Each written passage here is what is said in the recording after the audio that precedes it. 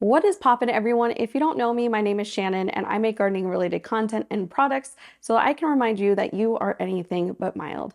Now, it has been quite some time since I've seen you guys, so I want to give you a little recap of what's been going on. I'm just going to start with just like the worst news, that way I can rip the band-aid off. February, I did have to say goodbye to my best friend, Miss Abby, that I had for 15 and a half years. You know those dogs that are just like your soulmates? She pretty much was mine. It was just a little bit harder for me to kind of get out of that slump, but I have amazing family that supported me throughout the entire thing, and she was definitely a family dog. Like my whole family mourned over her. It's still hard.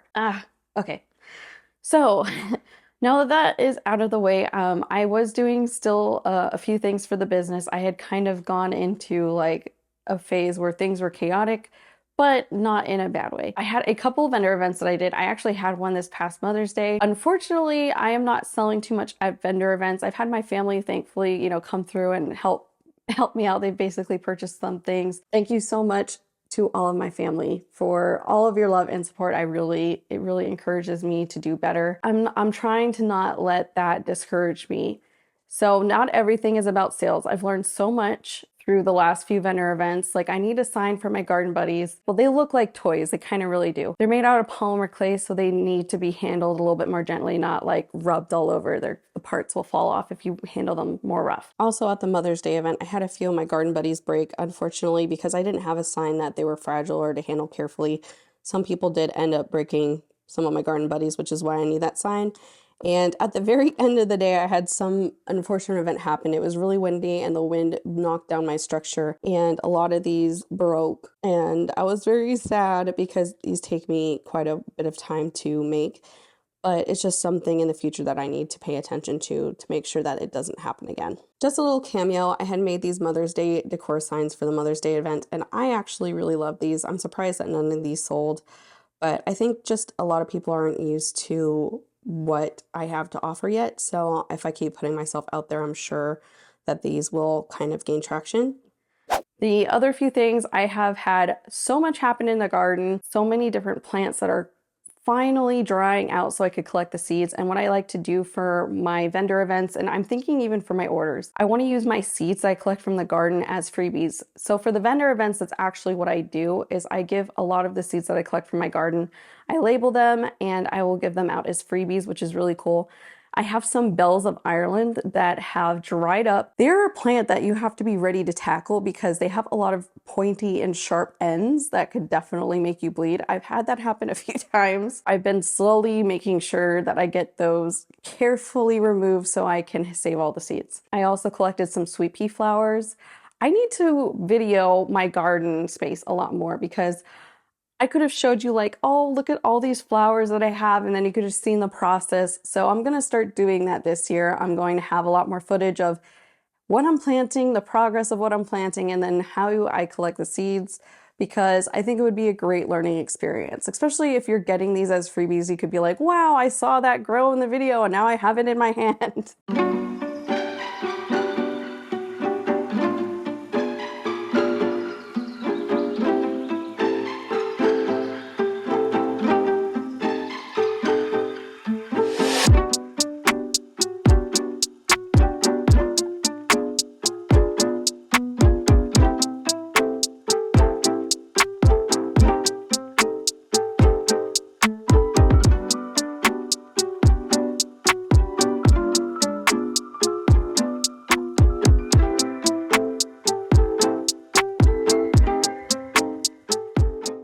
I don't have any more vendor events coming up at the moment. My focus now is going to be on creating some of the fabric planters that I wanted to, because I want to start growing my peppers, and when I'm done growing them, I want to put them in my fabric planters, and I'll have those ready to sell in the fall. Any live plants basically that I sell will only be locally. I'm not equipped to ship live plants at the moment, so maybe someday in the future I will be, because at this time I'm not. I will definitely make an annotation or a note on my website on the items that are local for the plants. That way there's no confusion. These are the fabric planters that I have been sewing. I sew all these, including the handles, and I put vinyl on the front. I would like to have different colored straps with the different color that match the different color wording. I only have, I believe, blue and green at the moment. That's what I have to work with. As I start making more money, I will definitely add more colors to the mix. I actually have my own planter that I decided to test out for an entire year, and that taught me a lot about this product. So thankfully, the bag held up super nice. It is breathable, so water can pass through and air can get into the roots. I have actually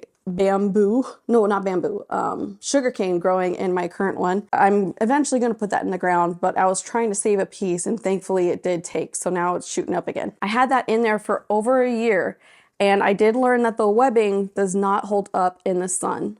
So it will start to deteriorate after maybe like 6 to 8 months, and then you could just literally pull on it and it falls off. That's why I like to test a lot of my stuff. I actually have fabric that I'm going to be changing these out with, and the fabric definitely won't have that same issue. It took some time to really understand like what could be improved. I will be making a video where I am just sewing a couple of these and making these. So for the business, I actually have so much going on with 3D printing. It's something that I just started to kind of pick up on, and I am in love. I used 3D printing to make the stakes for the garden buddies. I used to use regular nails, but they started to rust, so changed over to 3D printed kind of stakes works so amazingly. So that's one thing I implement with the 3D printer. I designed a liner for my cement planters. I can grow my basil in the liners and I can move them in or out of different colors. That way, if some customer wants like a different kind of basil, I could just easily swap between the two different kind of cement planters. In addition to the liners,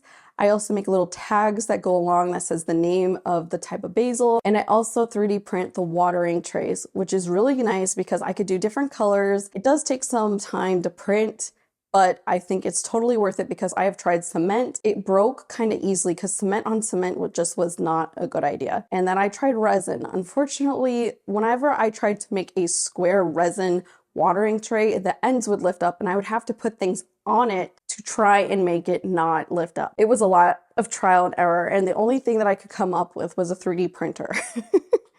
So I ended up investing in a 3D printer, and I have to say it was probably one of the best decisions I could have made because I can make so much. Pretty much my imagination is the limit, and along with, the printing space. I have the Creality Ender 3 V2 Neo, and I am in love with this 3D printer. It does give me some issues here and there, and thankfully YouTube University is here to save the day.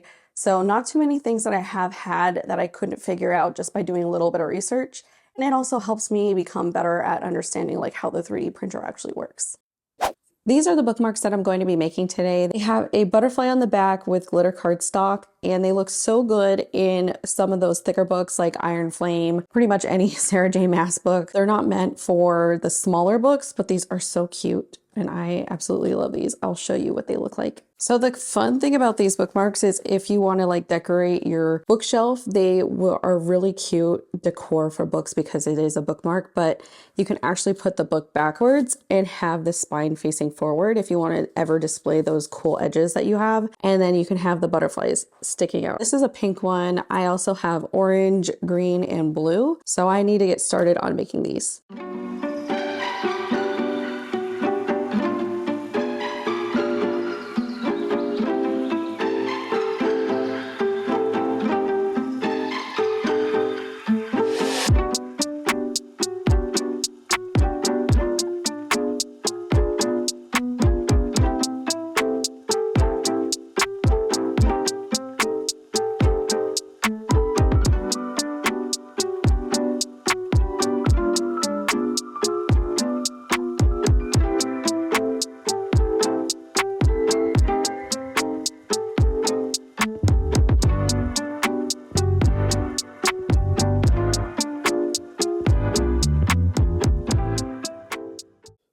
Another thing that I was able to create was a 3D stand for my bookmarks. These are made out of really nice sturdy cardstock, and I don't want to lay them down because the cardstock on the butterflies could get damaged if, laid down for very long periods of time. So this is just another thing that I've 3D printed that I definitely would not have been able to figure out how to store these without 3D printing. This is all for today, and I will see you guys next time.